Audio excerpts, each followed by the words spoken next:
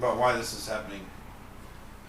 Myths and legends tend to have reality behind the veil, so maybe this will help. All right. All right.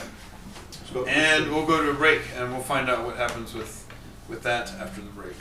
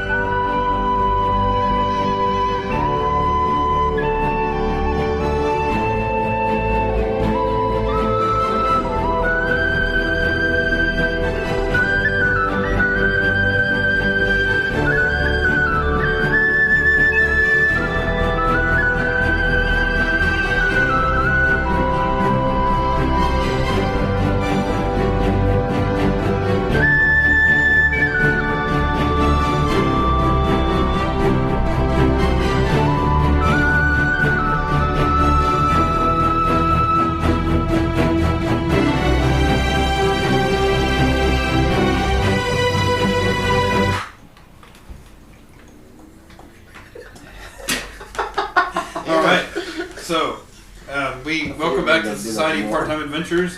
We go now to the location. Mr. Billy Bluecorn, the Caddo folklorist. We go into his house and or he walks into his house and it's a small place but comfy. There's comfy chairs. He's like welcome. Please sit. I'll see what I can do to help you. It's nice to see a familiar looking face. Absolutely, I imagine this world of peculiar looking people. Looking into his house, do I see like a children's chair or like a stool or something, a small like footstool or something like that? All right. Well, he sees you looking around and he's like, I got something just for a little guy like you. Hey! He grabs a little stool. He gives it to you. Hey, thank you, sir. His little baby high chair. It's like, yes, I know. It's seen a lot of strange things since this breaking of the veil, as they call it. But being a mythologist and a folklorist, I tend to believe I always knew there was something else out there. Please, gentlemen, what can I help you with? Well, just the attacks seem to be all on the Caddo people, and we were just wondering if there was something in your history or your folklore or something like that that could explain something like this. Have you heard of the attacks that are happening? I've heard of the attacks, the partially eaten bodies, the trampling. Mm-hmm. Yes, there's several stories that match similar attacks. Has there been anything else strange that's been happening recently? There was some deer. Absolutely. Big old herd of deer. Some deer. In the new forest that just popped up here. The forest, yeah. That wasn't there before, I know that. Mm. Well, yes, there's a few stories. I don't know if you gentlemen are familiar with the Deer Lady. I can't say that I am. No. Yes. How about you? Don't think so. Dear lady. You thought about it. Yeah. It's a story. It's a story that's been told in Caddo tribes and in other heritage about a woman that is part deer or a shapeshifter that lures young braves off to their death and tramples them to death. Were all of the bodies male or female or mixed? That we saw at the morgue. They're mostly male, but there has been some female deaths. Is there any Used. information on what this changeling looked like? Well, I imagine in the story she would be a Native American woman, usually beautiful, of course, but with deer legs. Again, I'm not sure how this lines up with the reality. This is just the story. Did you say that the bodies were partially eaten? Eaten, trampled. Oh, eaten, yes. Well, there is another story. And it says about why men eat deer to begin with. Apparently, it was thought that the deer used to eat us. Oh. And he thought that deers were vegetarians. It would seem so, wouldn't it? You little mouse. Yeah. But yes, the story goes is why we eat deer now is it was a village and they had people disappearing. They knew of a tribe of deer near them, and they thought that maybe the deer were the reason why their people were disappearing. So they sent some men up there to ask them questions. They said, so the men went up. They asked the deer guard, "How do you get your food?" And the deer takes them over to a cave and says, "Come out, buffalo." And out comes a buffalo. It's like, this is how we get our food. So the men go back to the tribe and they share the information they found. And after discussing that, they agreed. They said, "I think they have more than just buffalo in that cave. I think we should go back." So they go back up and they talk to the deer guard. Like, "We don't believe you. We think there's more in this cave." And they go over to the cave and they say, "Come out, braves." And the braves came out and they beat up all the deer and it was then decided that from now on we will eat you, and the deer had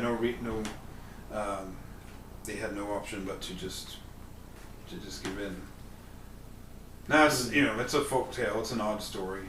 Talking deer and whatnot. I suppose I've seen stranger things since this breaking of the veil. Carnivorous deer, that is interesting. What do you gentlemen make of that? I have no idea. I think as things are turning stranger and stranger, we can't really rule out anything at this point. I assume so. I said like a true scholar. I will say that if this veil has been bound up over time, perhaps the story is a reference to when the veil was partially bound up, and that these deer were unable to return to a form where they could retaliate. So you're saying that this part of this mythos maybe helped create part of the veil? In a manner of speaking. Sure. I will say that the one part of the story that never made sense to me was whether the cave was actually just summoning things or if the deer really did take people. It's a mystery. Maybe you gentlemen can Where's the cave? figure it out in your adventures. I don't know if there's a real cave. It's just a story, man. Well, had to ask. Like a true Fighter. Like a true orc. Sounds like a true And a orc. true scholar and a true friggin' ogre. Got nothing for talking. No, it's good. You're playing perfect. I think you're playing perfect. Yeah. Where's the cave? Where's the cave from this folk tale? Is there anything else I can help you gentlemen with? Let's find the cave. Is there any references to anything concrete in any of the stories or anything? No. Or where's the cave? That would be good as well. It's just a story. It may not have anything to do with what you're investigating. Okay. So, just a side question here. I mean, have you felt in danger? How do you feel about these attacks? I'm not really concerned.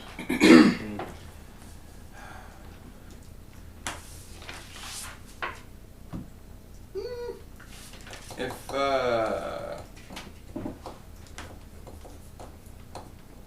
okay, so are we done talking to him? I think so. I don't think anybody has a sense of motive or like that. All right. Well, he don't know where the cave is, so I'm done talking. I bet your Rolex is fake. Alright. And outside, thank you for your time, Mr. Blue Corn Chips. We appreciate your help for us, and thank you. Thank you, Mr. Luger. You're welcome. That's hilarious. Highly offensive, but hilarious. Yeah. Once we get outside, I'm gonna detect magic on the house. Okay. Do I sense any? No, I don't have anything. Nothing? To take that trauma. Yeah. Is that trauma? No, you don't see any signs of trauma. Okay. Alright, so to report our findings back to, we should go back to. Well, let's go to the neighborhood that was having all those attacks. So we should go there, you think? Yeah. Okay, yeah.